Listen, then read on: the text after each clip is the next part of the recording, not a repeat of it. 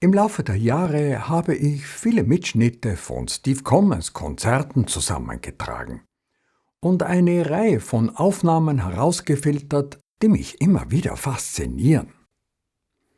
Diese großartige Musik muss bewahrt werden, wie John Coltranes und Charlie Parkers Musik. Daher habe ich meine Auswahl an Mitschnitten hier in diese Videoreihe gepackt. Sie beginnt mit Aufnahmen aus der Zeit um 1990, als Steve Commons Musik nach seiner eigenen Aussage erstmals ausgereift war. Und sie reicht bis 2017. Es ist interessant zu verfolgen, wie sich diese Musik laufend verändert hat, durch Wechsel in der Bandbesetzung und Steve Commons Entwicklung. Live ist seine Musik oft besonders lebendig und kommunikativ. Die frühen Aufnahmen mit dem sehr virtuosen Schlagzeuger Marvin Smithy Smith begeistern mich durch die jugendliche Leichtigkeit, unbändige Energie und atemberaubende Gewandtheit dieser Band. Die anschließenden Aufnahmen mit Gene Lake am Schlagzeug genieße ich oft besonders.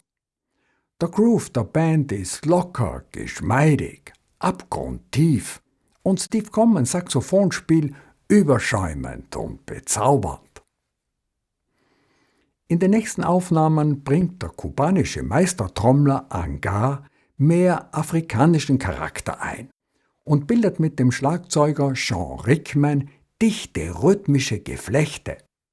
In die webt Steve Coleman seine melodischen Bewegungen, wie ein Tänzer, aber noch viel wendiger, dynamischer, kunstvoller.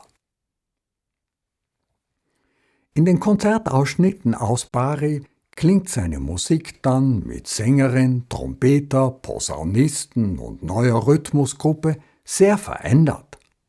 Auf andere Weise hinreißend, wie ein farbenprächtiges Fest. Der melodische Teil der Band, neben Steve Commons Saxophon, Trompete, Posaune und Gesang, blieb mehrere Jahre lang in derselben Besetzung bestehen.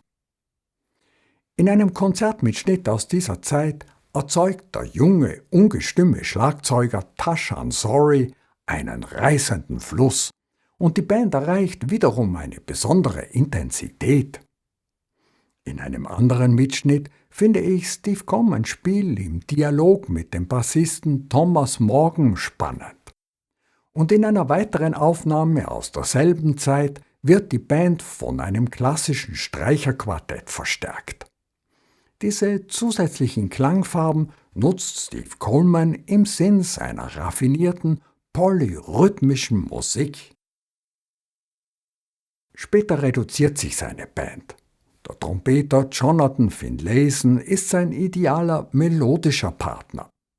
Schlagzeuger Sean Rickman und E-Bassist sorgen für straffe, funkige, hochkomplexe Rhythmen. Und Steve Coleman entwickelt sein Spiel laufend weiter. Sein Ausdruck wandelt sich und seine Meisterschaft im spontanen Gestalten wird noch eindrucksvoller. Mit seiner reichen musikalischen Sprache und seinem großen Reservoir an eigenen und fremden Kompositionen bringt er ständig neue Kombinationen und Melodien hervor. Auf der Stelle, in vollendeter Form. Seine langjährigen Mitspieler folgen ihm im kreativen Zusammenspiel traumwandlerisch. So blieb seine Musik frisch. Trotz ihres hohen Niveaus begeistert sie seit Jahrzehnten eine Menge Leute, wie in den Mitschnitten zu hören ist.